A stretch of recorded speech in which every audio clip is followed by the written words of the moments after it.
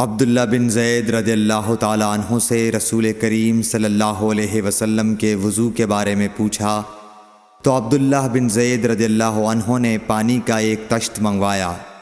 پھر ان لوگوں کے دکھانے کے لیے وضو شروع کیا۔ پہلے طشت سے اپنے ہاتھوں پر پانی گرایا، پھر انہیں 3 بار دھویا،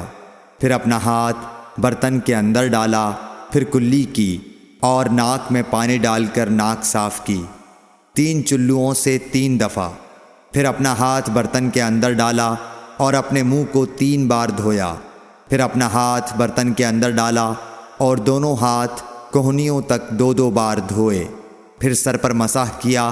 اس طرح کہ پہلے آگے کی طرف اپنا ہاتھ لائے، پھر پیچھے کی طرف لے گئے، پھر برتن میں اپنا ہاتھ ڈالا اور اپنے دونوں پاؤں دھوئے۔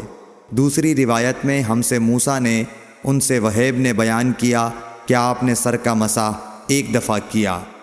صحیح بخاری حدیث نمبر 192۔